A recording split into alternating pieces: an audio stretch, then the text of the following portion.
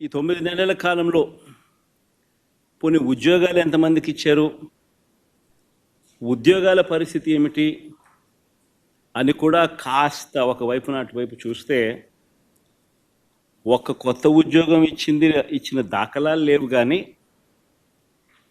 ఊడగొట్టిన ఉద్యోగాలు మాత్రం ఏకంగా 2,60,000 ఉద్యోగాలు, వాలంటీర్ల ఉద్యోగాలు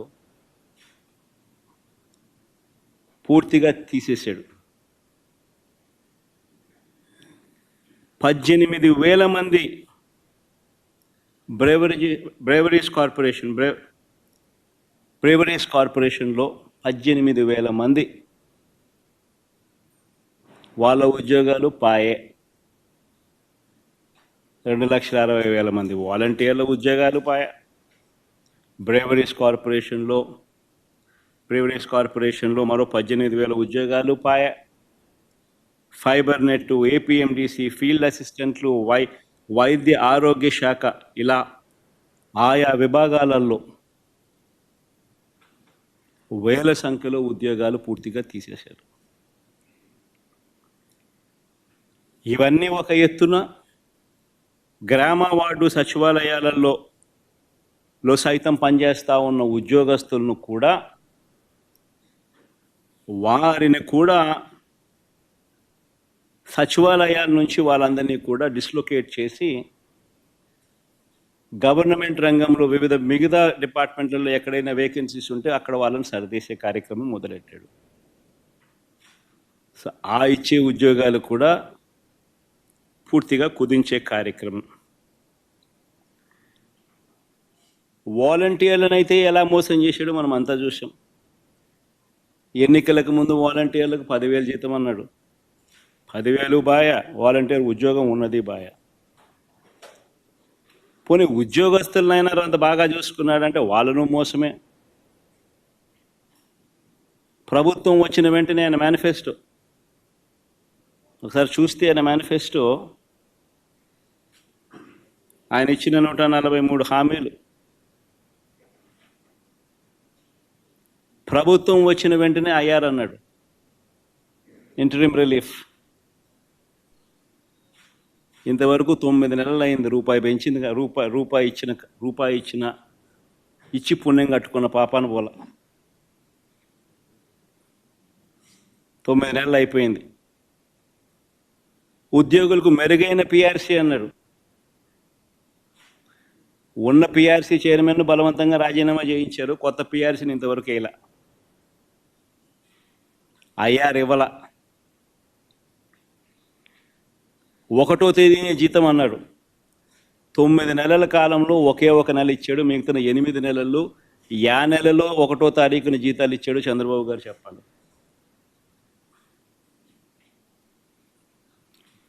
మూడు డిఎల్ పెండింగ్, ట్రావెల్ అలవెన్సులు pending, surrender leave pending, medical reimbursement అన్నీ పెండింగ్. చివరికి ఉద్యోగస్తులకు సంబంధించిన జిఎల్ఐలు, జీపీఎఫ్లు కూడా తాను వాడేసుకుంటా ఉన్నాడు.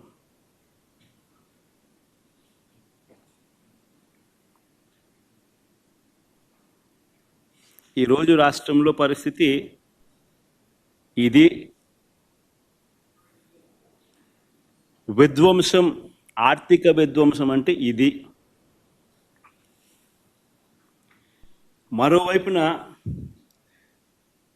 ఆంధ్ర రాష్ట్రాన్ని సుస్థిర రాష్ట్రంగా మార్చేందుకు, ఆంధ్ర రాష్ట్రం పొటెన్షియల్ను పెంచేందుకు ఒక విజన్తో రాష్ట్రానికి తన సొంత వనరులు పెరిగేలా శాశ్వత ప్రాతిపదికన రాష్ట్రం మెరుగ్గా ఉండేందుకు పోర్ట్ బేస్డ్ ఇండస్ట్రియలైజేషన్ తీసుకొచ్చే క్రమంలో భాగంగా ఆంధ్ర రాష్ట్రం ఎప్పుడూ చూడని విధంగా మా హయాంలో, అంటే వైఎస్ఆర్సీపీ హయాంలో, ఏకంగా 4 పోర్ట్లను కట్టడం మా హయాంలో జరిగింది. Mulapeta port, Machilipatnam port, Ramayapatnam port, ఈ 3 గవర్నమెంట్ రంగంలో కట్టడం మొదలుపెట్టాం. ఇందులో దాదాపుగా రామాయపట్నం పోర్టు అయితే దాదాపుగా 75-80% దాదాపుగా అయిపోయిన పోర్టు ఇప్పటికే.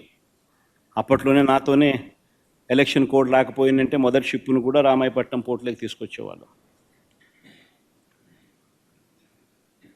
మూలపేట, మచిలీపట్నం మచిలీపట్నం దగ్గర కడతా ఉన్న పోర్టులు కూడా చాలా వేగంగా జరుగుతూ ఉన్నాయి.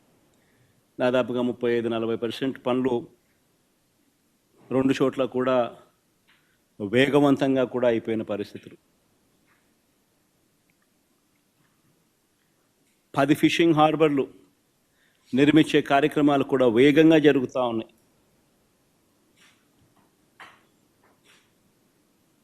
అందులో 1-2 నా హయాం మన హయాంలోనే ప్రారంభోత్సవం కూడా చేసాం.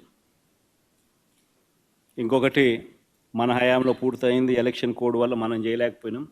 మొన్న ఏదో వీడియో కాన్ఫరెన్సింగ్ ద్వారా మొన్న ఏదో మోడీ గారితో ఏదో ఓపెనింగ్ చేయడం కూడా జరిగింది. భవిష్యత్తులో వీటి విలువ కొన్ని లక్షల కోట్లు.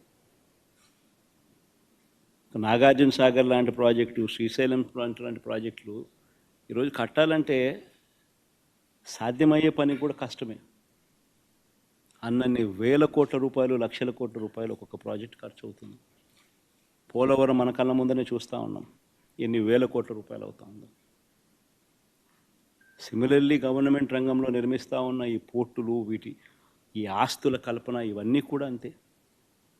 రాబోయే తరాలకు రాష్ట్రంలో సొంత రాబడి పెరగాలి అని అంటే ఇటువంటి ఆస్తులు రాష్ట్ర ప్రభుత్వం చేతిలో ఉంటే రాష్ట్రానికి సంబంధించిన సొంతం వనరులు పెరిగే పరిస్థితి. ఇలాంటివి స్కాములు చేస్తూ అమ్మకానికి పెట్టారు.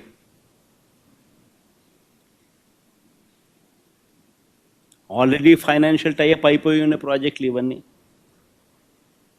ఎవరు దీనికోసం ఫైనాన్సెస్ కోసం ఎతకాల్సిన పర్లా.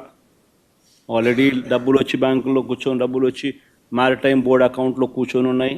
బ్యాంకులు ఆల్రెడీ టైఅప్ చేస్తున్నాం. ఊరికి డబ్బులు డ్రా చేసుకుంటా కంప్లీట్ చేసేస్తా పోతా అంటే ఈ సంవత్సరంలో రామాయపట్నం పూర్తిగా ప్రారంభోత్సవం చేసేయచ్చు. మిగతాది వితిన్ 1 ఇయర్లో, వితిన్ 1.5 ఇయర్లో మిగతా 2 కూడా పూర్తయిపోతాయి. ఫిషింగ్ హార్బర్ల పరిస్థితి అంటే.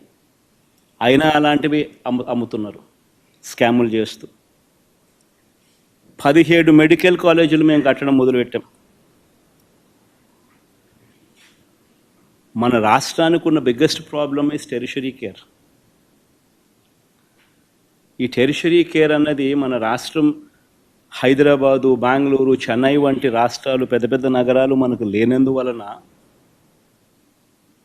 టెరిషరీ కేరు మన ప్రజలకు జిల్లా హెడ్ క్వార్టర్స్లో అందుబాటులోకి తీసుకొని రావడం కష్టం. ప్లస్ హైదరాబాదు, బెంగళూరు, చెన్నై వంటి నగరాలు మనకు లేనందువలన ప్రైవేట్ పెట్టుబడులు ఉత్సాహంగా వచ్చి పెట్టే పరిస్థితి కూడా కష్టం. సో పేదవాడికి ఎక్కడైనా మల్టీ స్పెషాలిటీ హాస్పిటల్స్ అందుబాటులోకి రావాలి అని అంటే గవర్నమెంట్ పూసుకొని పేదవాడు ఇబ్బంది పడకూడదు అన్న ఆరాటంతో, ఎందుకనంటే ఉట్టి హాస్పిటల్ వైబిలిటీ రాదు. హాస్పిటల్కు teaching, if it is made as a teaching hospital,